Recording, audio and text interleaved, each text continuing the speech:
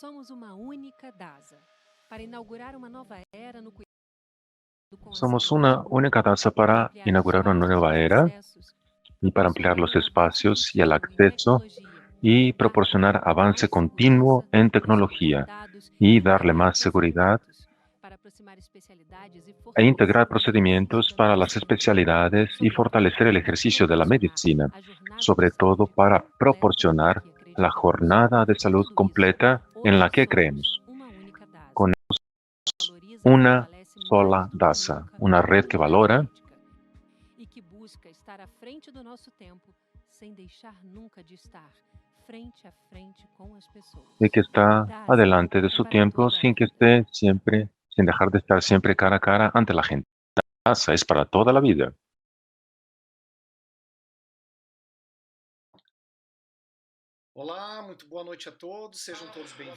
Hola, buenas noches, sean muy bienvenidos a la segunda clase del día en DASA Educa sobre genética para no geneticistas o genetistas, si prefieren. Ahora venimos con una gran amiga y colega, la doctora Nika Donadio, que es obstetra, se recibió por la Santa Casa de Misericordia, tiene maestría, doctorado en fertilidad y fertilización in vitro. Fue la presidenta antecesora de la Sociedad Brasileña para la Reproducción en la administración 2019-2020 y actualmente la directora del Laboratorio de Reproducción Humana en São Paulo, públicamente. Pero la Biden quería agradecer a la presencia de Nilka. Nilka nos va a hablar sobre un tema que domina muchísimo, sobre abortos recurrentes o de repetición. Para darnos una idea, el porcentaje de mujeres que sufre ese tipo de problemas, ¿no? Puede pasar de los 50%. El producto de 60% de las veces tiene alteraciones cromosómicas, muchas cosas para investigar y hay también, Nika, que 30% de los casos en donde no podemos identificar la etiología, la causa. 45-50 minutos tienes para tu ponencia y luego abriremos el espacio para contestar las preguntas que nos envíen. Muchísimas gracias por tu presencia. Muy bien, Ciro, muchas gracias por la invitación a DASA Educa, por la oportunidad para hablarles lo que es posible en un diagnóstico de infertilidad y de pérdida fetal recurrente. Muy bien, yo no soy, de hecho, una genetista o geneticista, soy una clínica, les voy a compartir lo que nosotros usamos en nuestra clínica y la ayuda de la genética. Vamos a hablarles sobre infertilidad y pérdida gestacional. Vamos a empezar a hablar sobre infertilidad, que es la dificultad de una pareja obtener fertilización luego de 12 meses de relaciones sin protección.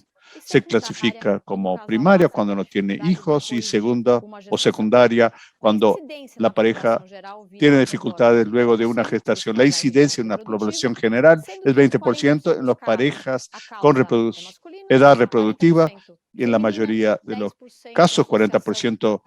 El problema está con los varones, 40% con las mujeres, 10% con ambos y 10% es un factor idiopático, desconocido por lo tanto. Infertilidad masculina. De 4 a 12% de la población mundial de hombres son afectados por la infertilidad. 40% de las veces hombres y 10% de la infertilidad de la pareja. Y el hombre tiene este peso. Desde el punto de vista de evaluación, el hombre infértil tiene que pasar por una historia clínica muy bien hecha, tiene que ser muy bien evaluados sus antecedentes familiares, las pruebas clínicas, tienen que buscar estigmas específicos, hay que investigar muy bien hábitos como el tabaquismo, el consumo de drogas y hábitos del hombre en la relación.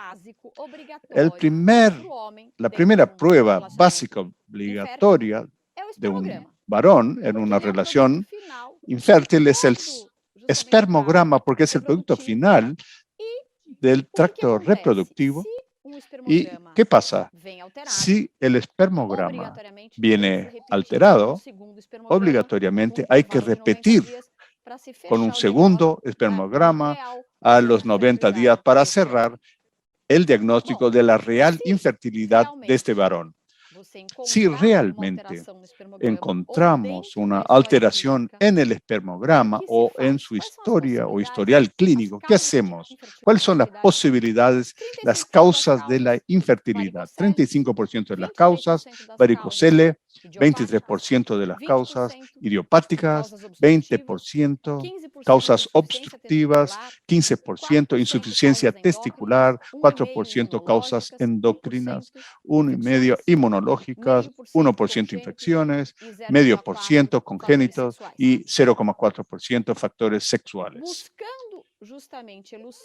Buscando y tratando de aclarar cuál es el factor de que tengamos un espermograma alterado, y principalmente los casos en los cuales el espermograma alterado muestra una concentración de espermatozoides inferior a 5 millones, o por ejemplo, en fragmentación de embriones en el laboratorio, en el ciclo de fertilización in vitro, es obligado que complementemos la evaluación.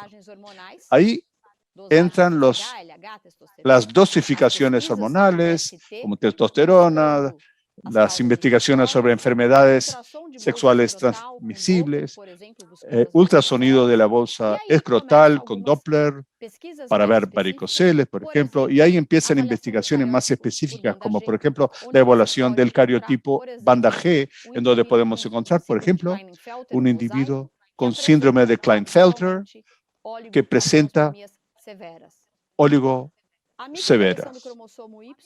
La microdeleción del cromosoma Y también, cuando tenemos una concentración inferior a la que dije, buscando exactamente la delesión de ADF4, B o C.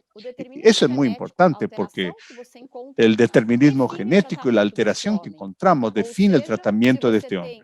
O sea, si tenemos LACFA con delesión, es un individuo que tiene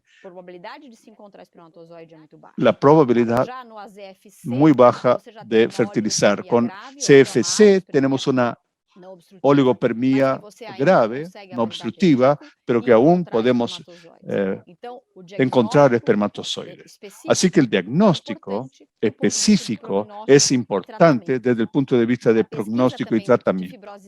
La investigación de fibrosis cística también en individuos que tienen oligospermias muy graves es obligatorio, y aquí tenemos la evaluación de ADN espermático cuando tenemos varones expuestos a factores ambientales de riesgo, cuando tenemos alteraciones del espermograma y cuando tenemos en el laboratorio de reproducción humana, en una fertilización in vitro, embriones que le va bien, que tienen buena calidad morfológica hasta el tercer día, y cuando hay necesidad de que el material genético masculino intervenga, tenemos una morfología totalmente alterada con fragmentación de ADN del embrión, lo que trae la posibilidad de una fragmentación del ADN espermático.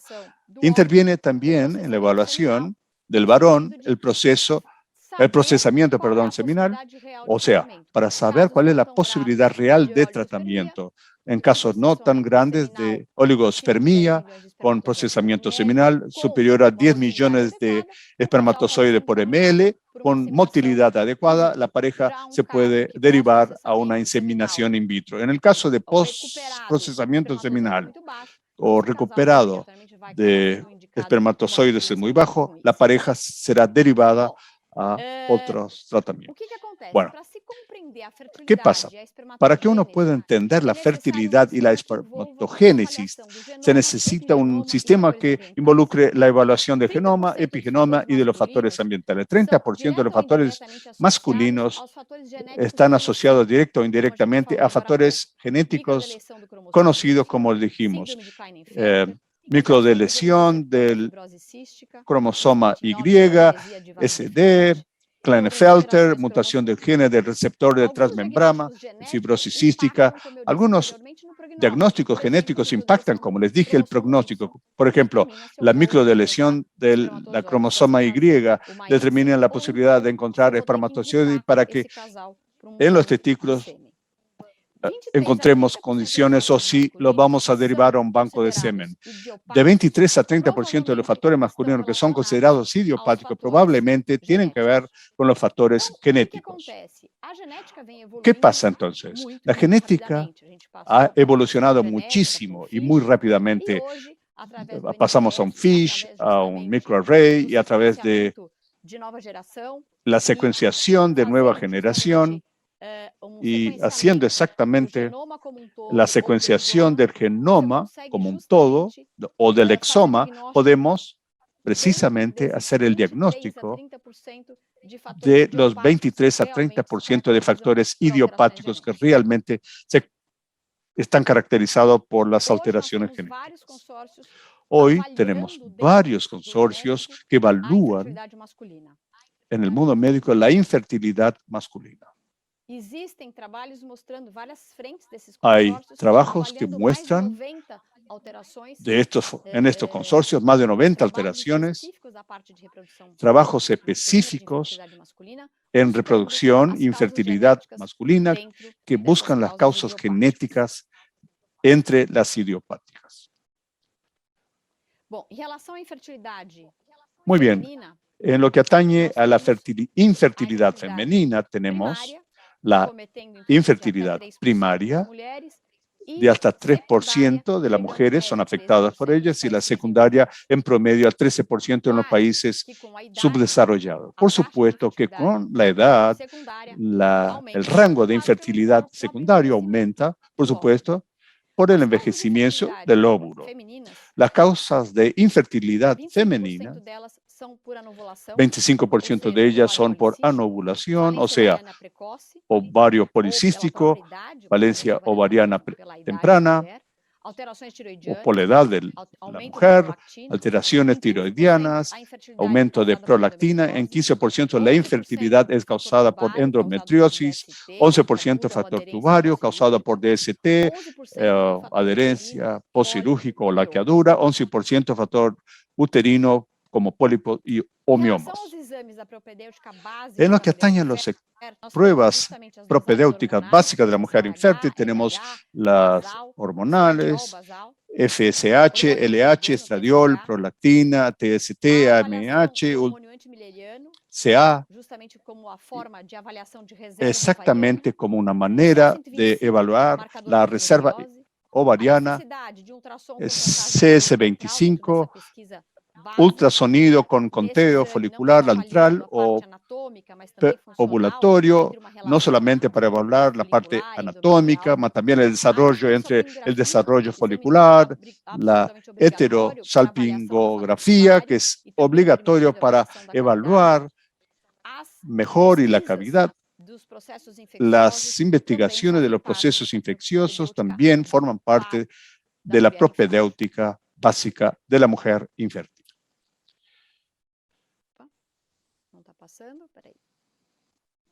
A ver si puedo seguir proyectando. Muy bien.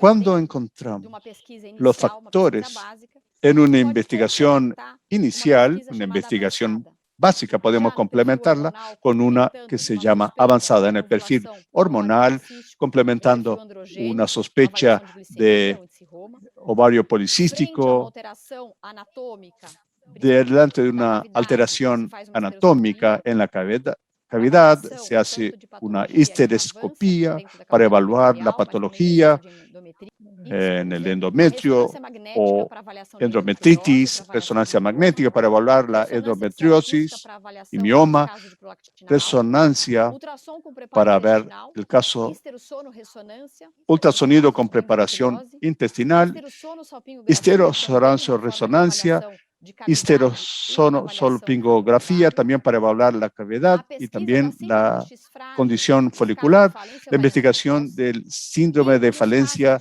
ovariana precoz y también los casos de pérdida gestacionales recurrentes, evaluación de enfermedades autoinmunes, trombofilias y también en los casos de pérdida gestacionales de repetición, la prueba de cariotipo.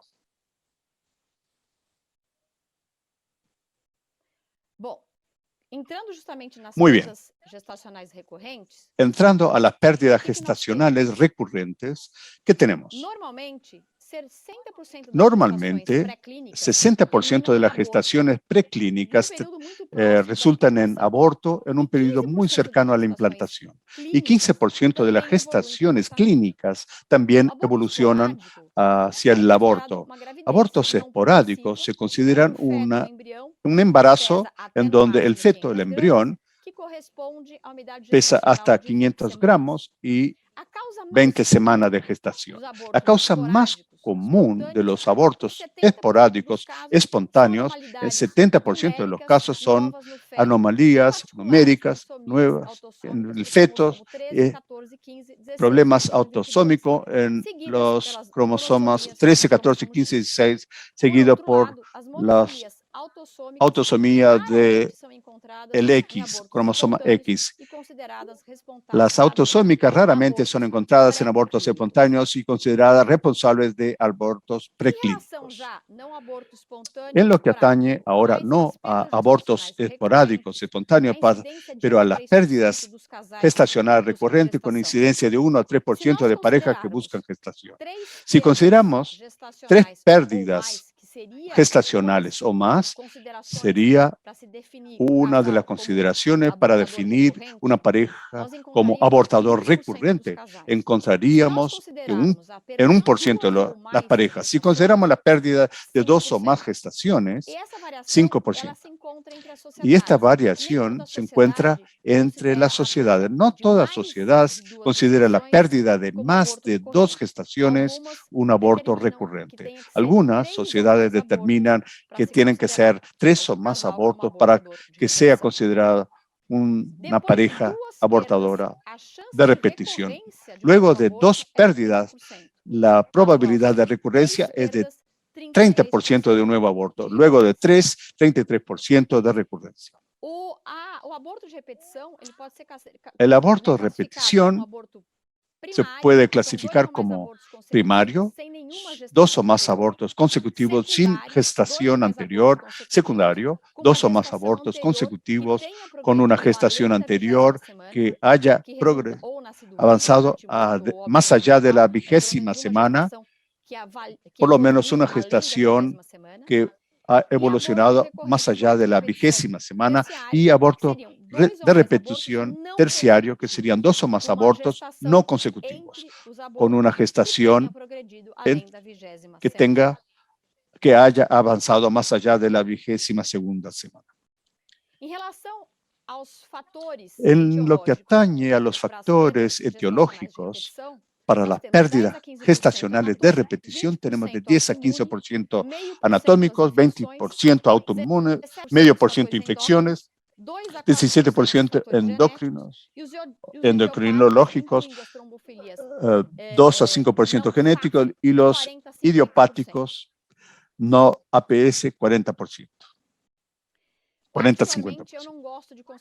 Particularmente, a mí no me gusta considerar la pérdida gestacional de repetición como una enfermedad monoetiológica.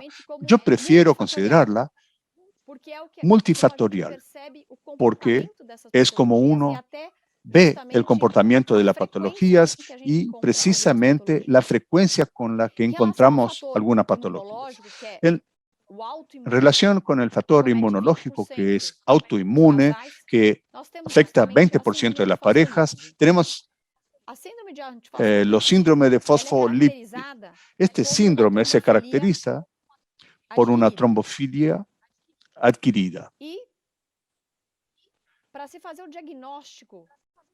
Para hacer el diagnóstico del síndrome antrifosfolípido, tenemos que tener la asociación de un factor clínico y otro laboratorial. El clínico con un historial de trombosis o comorbidad obstétrica, más de 3 pérdidas gestacionales antes de las 10 semanas de gestación, sin alteración anatómica, hormonal materna o alteración genética materna o paterna, uno más muertos fetales más allá de la 10ª semana de gestación con evaluación normal fetal o ultrasonografía, uno más parto prematuros.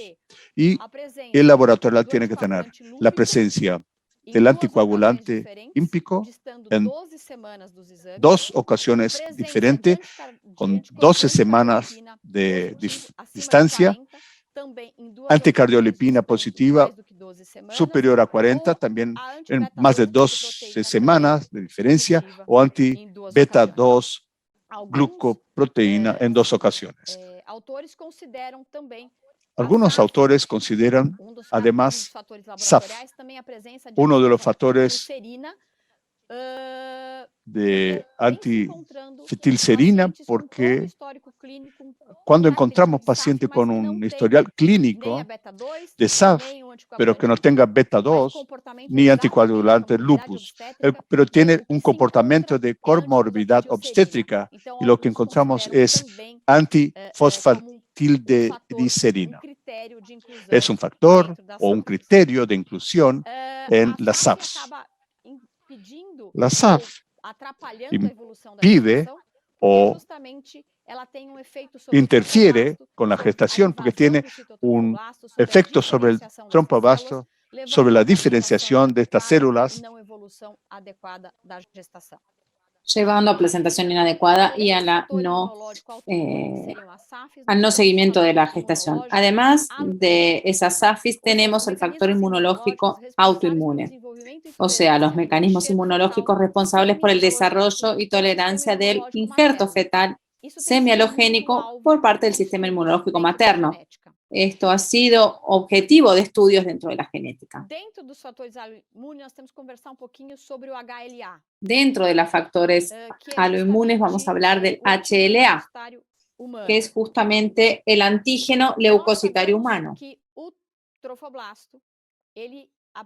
Sabemos que el trofoblasto presenta el HLA proveniente de padre, madre. ¿Y qué es lo que pasa?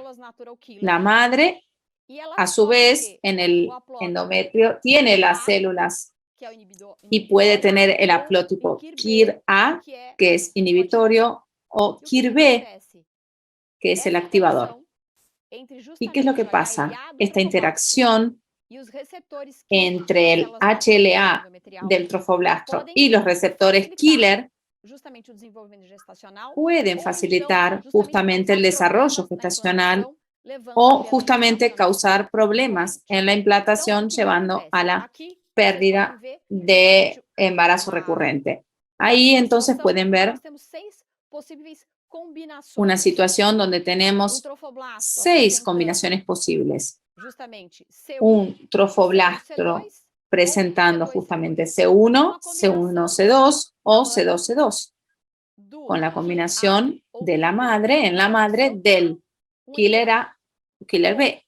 Y si tengo un embrión con C1C1 y la madre tiene un KIR A, receptor de las células natural killer, tengo 12% de pérdida gestacional. Pero si tengo, por ejemplo, C1C1 en el trofoblasto y la madre tiene un KIR B, hay 32%. Pero C2C2 en el trofoblasto y la madre tiene haplotipo KIR A, llegamos a 33% de nueva evolución. Y hoy la genética nos permite, a través del PGT-HLA, justamente hacer la evaluación del HLA del embrión.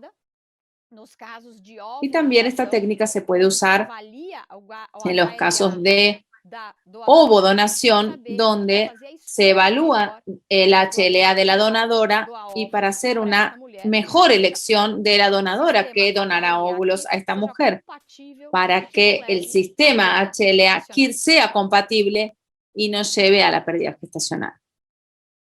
El factor inmunológico también en relación a las citocinas, ¿qué es lo que tenemos? Para la implantación tenemos que tener un equilibrio entre las citocinas producidas por los linfocitos T-helper 1 y 2.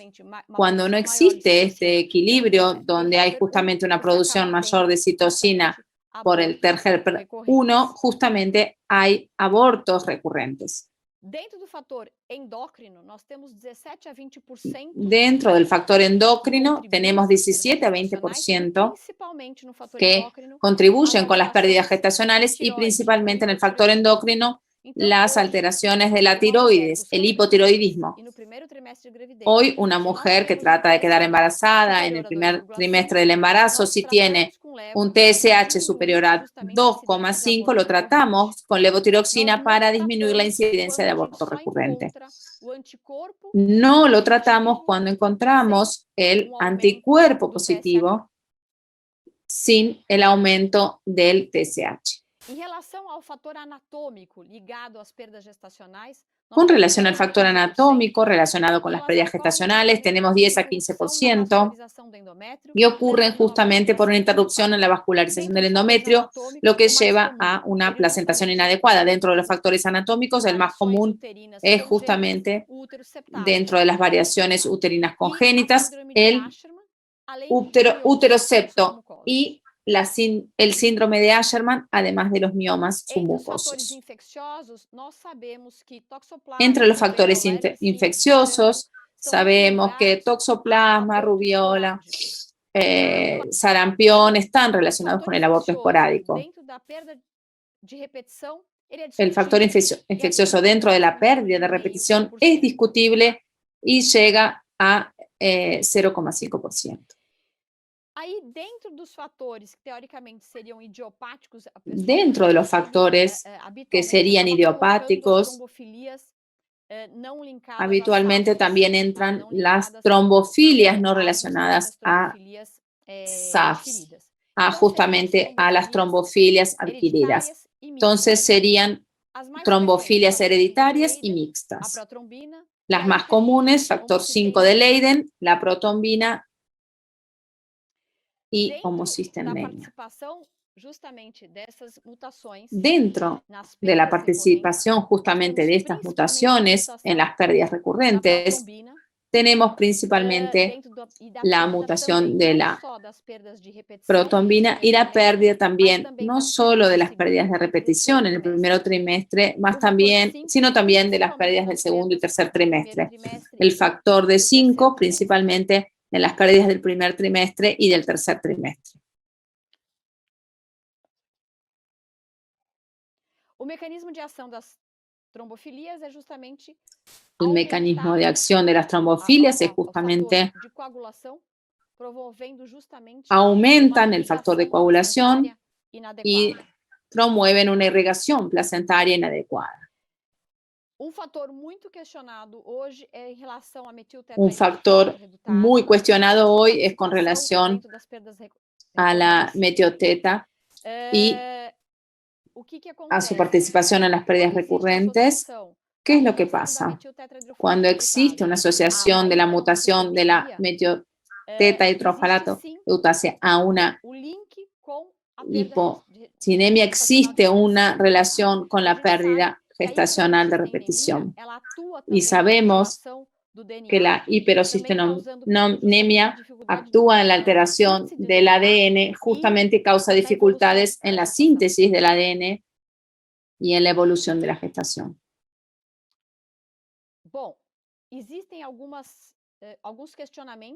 Existen algunos cuestionamientos para evaluar el panel de trombofilias en pacientes con pérdidas gestacionales recurrentes.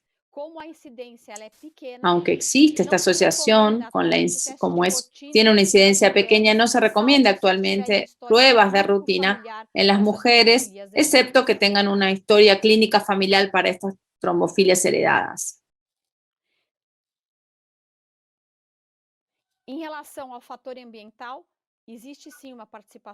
Con relación al factor ambiental, sí existe una participación, principalmente entre fumantes, consumo de alcohol y cafeína.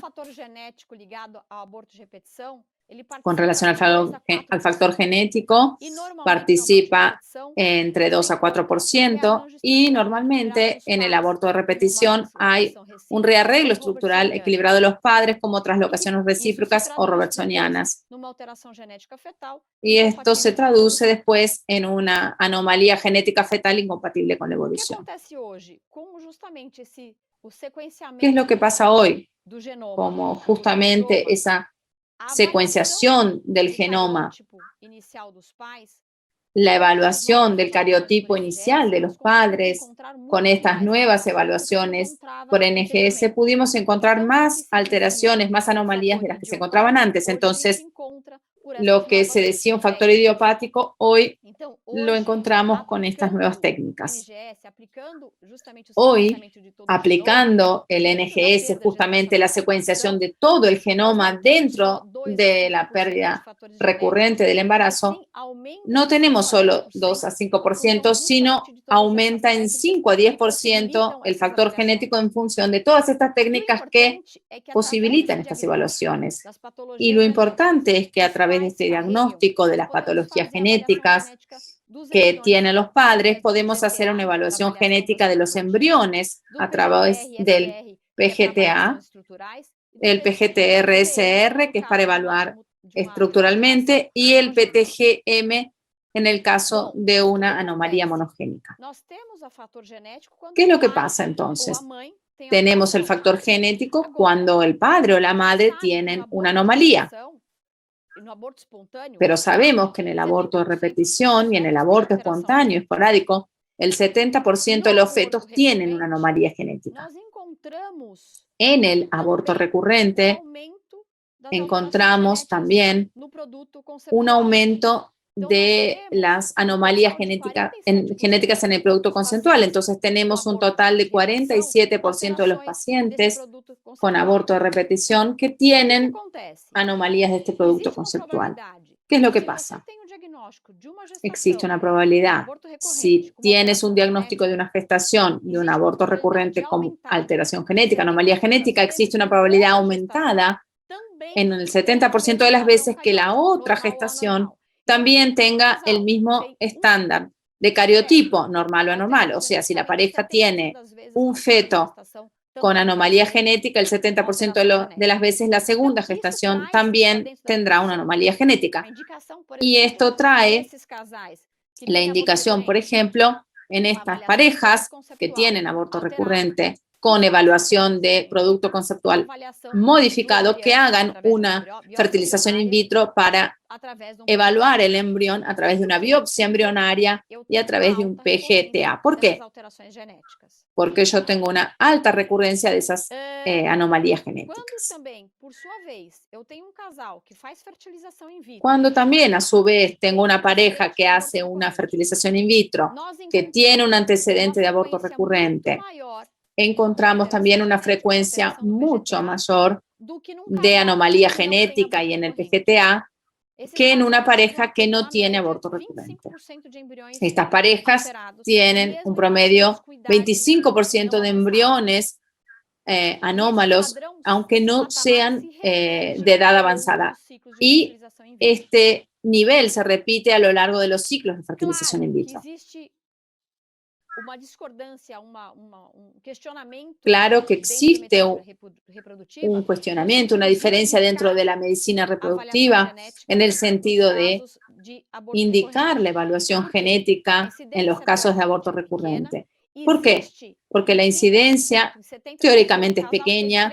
Existe, por ejemplo, supongamos una pareja que tuvo 3 pérdidas, la posibilidad de tener otra pérdida es de 30%, pero el 70%, aunque no haga nada, puede tener un embarazo que sigue adelante sin hacer nada. Entonces, los cuestionamientos son a partir del costo. ¿Por qué voy a gastar? Según este trabajo que se publicó con una evaluación de bastantes parejas, estudiaron que el costo por niño, si yo no hago nada, es de $418. Y si hago toda una investigación, una evaluación genética y todo lo demás de la pareja, este costo puede llegar a 10 veces más, 100 veces más. Entonces existe un cuestionamiento de la indicación de estas evaluaciones genéticas, pero lo que pasa es que tenemos que tener en consideración el factor emocional de estas parejas. Abortar y perder embarazos no es factible con toda esta posibilidad diagnóstica que tenemos hoy de las evaluaciones genéticas. Entonces, en el momento en que le proponemos esto a la pareja, pueden hacer una fertilización in vitro con una evaluación genética del embrión para evitar nuevas pérdidas gestacionales, la pareja va a optar. Entonces, por lo menos hay que ofrecérselo para que hagan esta elección. Entonces, dentro de las pérdidas gestacionales, el factor genético idiopático, que caía en 30-40%, en realidad sabemos que con todas estas herramientas en el desarrollo de la evaluación genética, hoy logramos verificar la presencia de estas anomalías en un número mayor de casos. Entonces, no es una incidencia tan alta de factor idiopático, y sí, dentro de los idiopáticos tenemos la posibilidad de evaluación genética a través de la genética, de la epigenética, la transcriptómica, proteómica, metabolómica, y esto trae beneficios para las parejas. Hoy tenemos varios trabajos que muestran justamente más de 90 centros que hacen trabajos genéticos con relación a la evaluación de polimorfismos. El gran problema es que cuando uno hace, por ejemplo, una secuenciación de un genoma, encontramos algunas anomalías o polimorfismos, muchas veces no podemos hacer una asociación directa a la pérdida gestacional.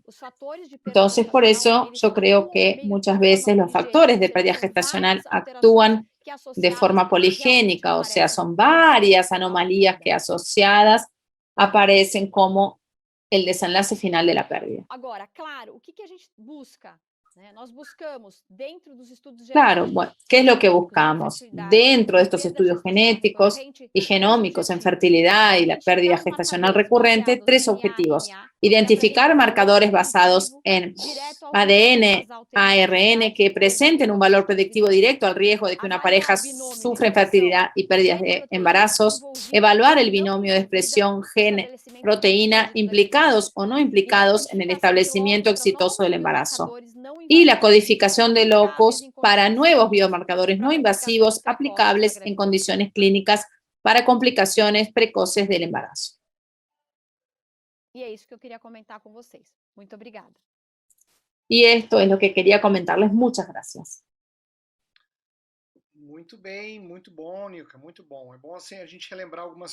Muy bien, Nilka. Es muy bueno recordar algunas cosas. Hace mucho tiempo que estamos en el área y algunas cosas son importantes, y la mayoría que nos escuchan no están habituados a esta área, así que voy a comentar algunas cosas básicas que para nosotros son rutinarias. Bueno, para hacer un resumen, en la población en general tenemos 15% de las mujeres que pasan por abortos clínicos y 1 a 2% de la población en general de estas parejas que pasa por un aborto recurrente. Como dijiste, 2, 3 o más abortos. Para nosotros, recurrentes son 3 o más. Y dentro de esta causa genética, como lo comentaste muy bien, los trabajos muestran esta diferencia que muchos no conocen, que algunos trabajos, como mostraste, muestran de 2 a 4%, otros 10%. otros en promedio 7 o 5%, que es lo que yo tenía en mente, que vamos a encontrar en estas parejas con abortos de repetición una anomalía en el cariotipo, como dijiste, traslocaciones importantes. Y el producto del concepto lo encontramos de 50 a 60% de anomalías genéticas no heredadas, las cromosomopatías de varios tipos de cromosomas.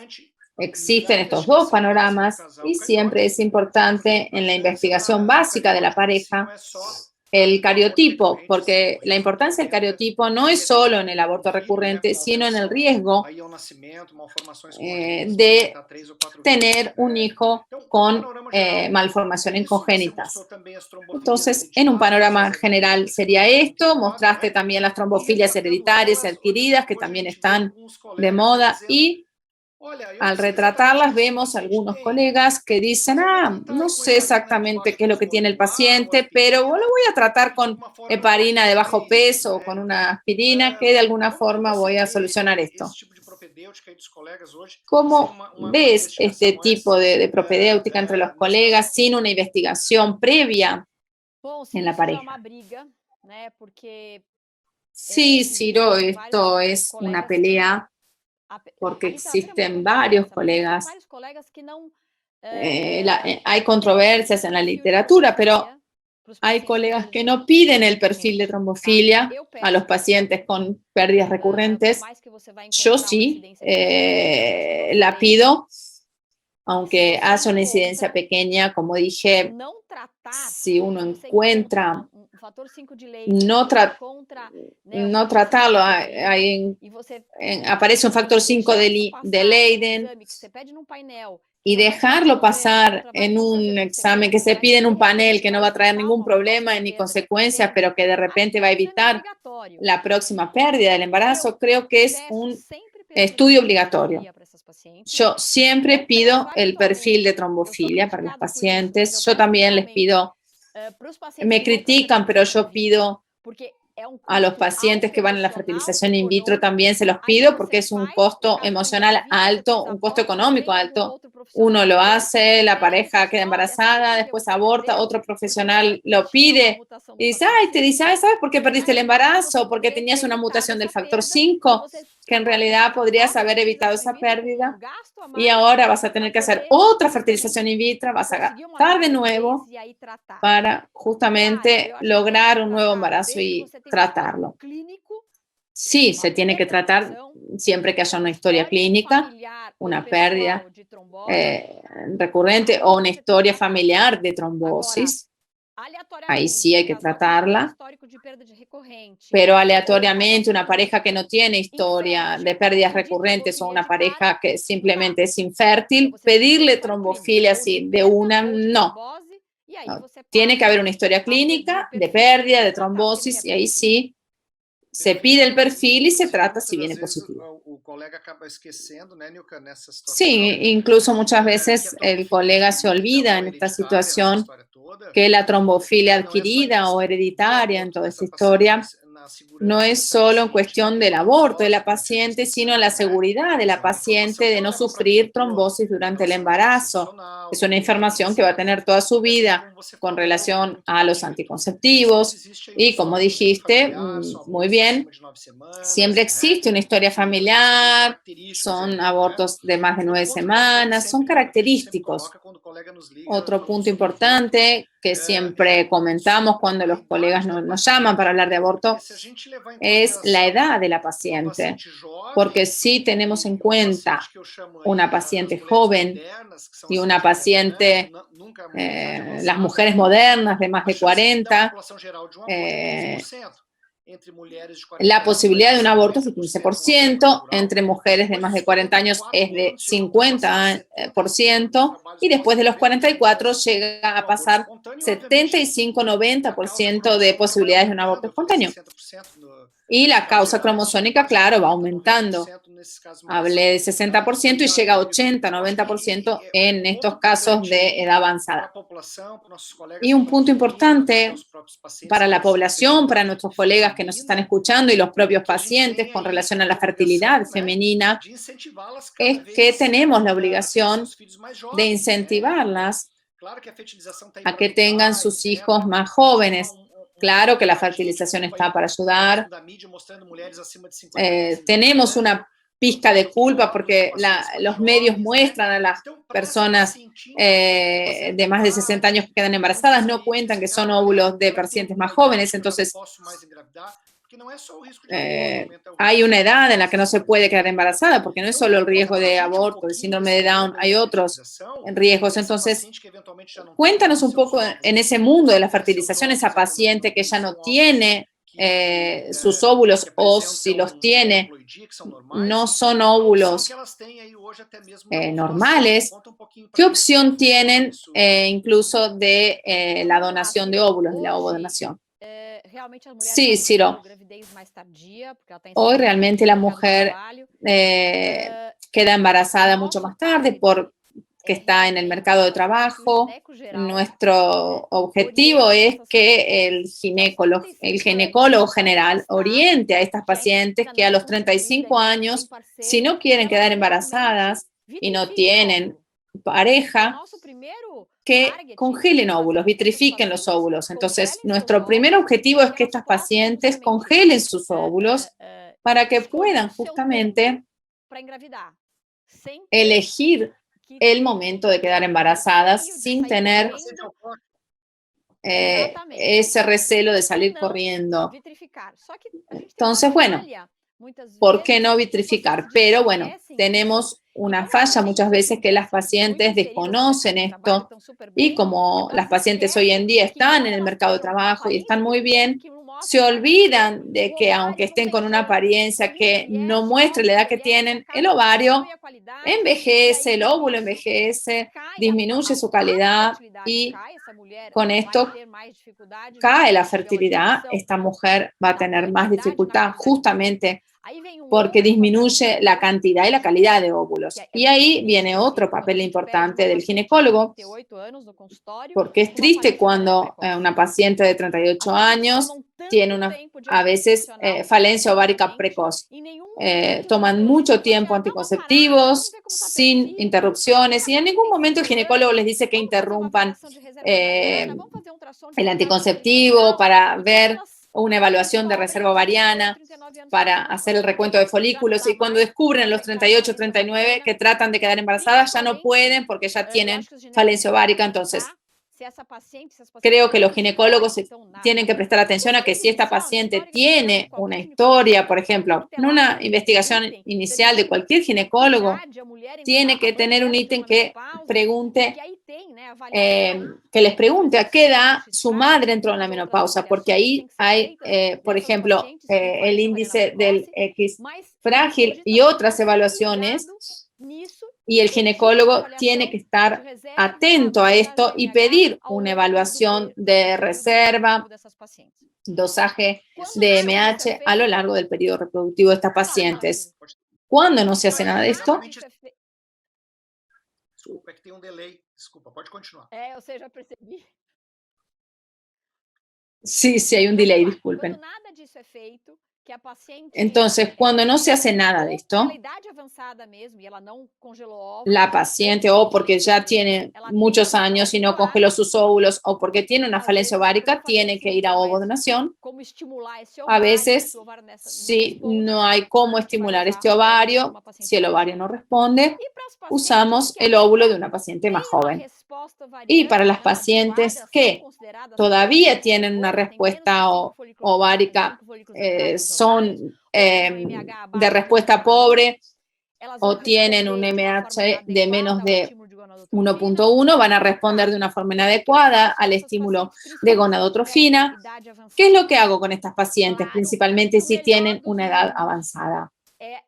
Claro que el mejor de los mundos, lo ideal, es conseguir un embrión, llevarlo a blastocisto, hacer un PGTA y transferir embrión euploide. El gran problema que tenemos es que no siempre yo tengo una cantidad de óvulos ni una cantidad de embriones al tercer día de desarrollo que pueda tranquilamente llevar el embrión a blastocisto.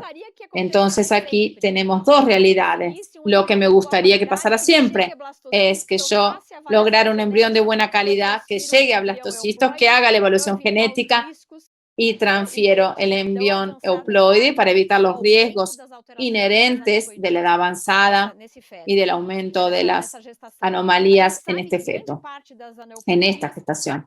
Sabemos que gran parte de las aneuploidias van por la no implantación o por el aborto precoz, pero tenemos un porcentaje que son niños que evolucionan y que justamente después son niños especiales. Entonces, la búsqueda del PGTA es justamente para minimizar el riesgo de estas gestaciones que llevan al nacimiento de niños especiales, pero también para evitar abortos. Como dije, querer llegar a hacer un PGTA es el mejor de los mundos, no siempre lo logramos, entonces muchas veces discutimos los riesgos con las pacientes, porque sabemos que existe un promedio estimado de 18% de los embriones en día 3 que no llegan a blastocisto en el laboratorio, pero llegarían en el útero. Entonces, eso es lo que balanceamos. Tengo un único embrión de día 3 de calidad intermedia. Lo discutimos con la paciente, lo individualizamos. Puede ser que yo no tenga un blastocisto para hacer una biopsia, o sea, lo vas a transferir ahora, vas a tener una posibilidad, pero puede tener una anomalía genética. O sea, es individualización de la medicina que es muy específica en nuestra área. Sí, perfecto, Nika. Es un tema que vamos a discutir en la próxima clase de genética para no genetistas, ese análisis embrionario para los que les interese la próxima semana. Pero bueno, para una médica o para nuestra amiga, ya lo dijiste, pero para los que no saben, quiere saber cómo anda su ovario, llamamos esto de reserva ovárica. ¿Qué le sugieres? ¿Puede esperar? ¿No puede? A ver cómo está la hormona antimoleriana, a ver cuál es la edad del ovario, a ver cómo funciona su ovario. Sí, Ciro, justamente lo que les dije. Todas las pacientes a partir de los 35 años se tienen que hacer una evaluación de reserva ovárica. En el pasado solamente teníamos el dosaje de FSH basal, hoy tenemos el folículo entral y el dosaje de la hormona antimoleriana. ¿Y qué es lo que pasa? Cualquier NH de menos de 1.1 es una respondedora pobre, una paciente que tendrá dificultad en responder. Una cosa tenemos que dejar clara, el MH no predice la posibilidad de embarazo. Podemos tener una paciente joven a los 30 años que perdió su ovario y la parte del otro ovario en una operación va a tener un MH más bajo, pero la posibilidad de quedar embarazada es mayor que una mujer que tiene exactamente el mismo MH que ella o más bajo, pero tiene una edad más avanzada. Entonces, el MH no está relacionado directamente a la posibilidad de embarazo, sino a la capacidad de respuesta del ovario al estímulo. Para eso sirve el MH. No predice la edad que la mujer va a entrar en la menopausa. Por ejemplo, se hace un MH a los 35 y viene 1,5, ok, ¿puedo esperar 3 años más? No, no es así, no funciona así. Porque eso es una asociación entre edad y reserva de ovarios. El factor aislado MH es una foto del ovario hoy, pero no predice lo que va a pasar dentro de un año. Y el papel importante tenemos la hormona antimoleriana y el conteo folículo entral. Pero una cosa importante para cualquier paciente, que por ejemplo la van a operar de endometriosis o si va a tener los 2 ovarios abordados en esta operación. Sabemos que el abordaje del ovario disminuye la reserva de ovarios. Entonces, siempre les digo, para pacientes que tienen una laparoscópica y van a abordar el ovario, es mejor que hagan un dosaje de antimuleriana, de la hormona antimuleriana, y congelen los óvulos antes de la cirugía. Si ya está casada, por ejemplo, tiene una relación estable, puede congelar embriones antes de hacerse la operación. Otra función de la antimuleriana. Y así, bueno, estamos terminando. Creo que muchos tenían esta duda. El aborto, ¿cuándo lo investigamos? El primero no, el segundo tal vez, después del tercero, claro. Cuando hablamos de investigación, hablamos de, como lo dejaste bien claro, la investigación del producto, el concepto, el cariotipo del bebé, y la investigación de la pareja. ¿Qué se suele hacer a partir del segundo, el tercero? ¿Cuál es tu rutina? Sí, las sociedades, algunas sociedades consideran la pérdida de 2 o más como abortos de repetición, otros, que sería el primer criterio, el más antiguo, que es considerar la pérdida de 3 o más, la sociedad americana 2. Una pérdida gestacional no se hace nada, es esporádica. Sí. La segunda pérdida, yo sí ya empiezo a investigar. Sí, me parece que la pérdida gestacional para una mujer es muy complicada. Entonces, creo que se puede hacer esta evaluación, como dijiste. Cuando pensamos en pérdida recurrente, hablamos del factor anatómico.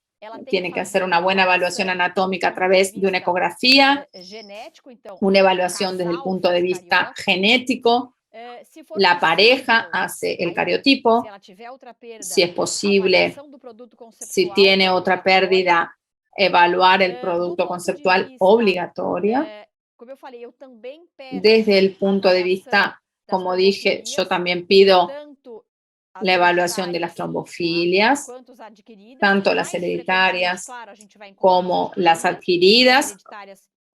A menudo, claro, encontramos las adquiridas porque las hereditarias, el porcentaje es menor, pero como les dije, eso es una pelea en la literatura, los estudios presentan controversias, pero bueno, yo prefiero investigar, como dije, más si hay una historia anterior de trombosis, una historia familiar de trombosis.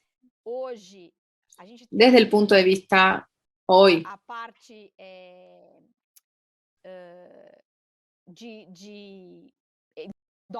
tenemos la parte metabólica, o sea, del punto de vista de una anomalía en la tiroides, por ejemplo. Entonces, hay que hacer todo un perfil de la pareja, del hombre también, el cariotipo, dependiendo del parámetro del semen, complementar con otras evaluaciones. Si encontramos, por ejemplo, un factor relativo y no absoluto, porque la pareja ya tuvo 2 pérdidas, entonces entra la evaluación de la fragmentación del ADN espermático, que muchas veces sabemos que influye en los abortos de repetición. Entonces, no entraría dentro de una rutina, pero en el caso de pérdida recurrente del embarazo sí entraría.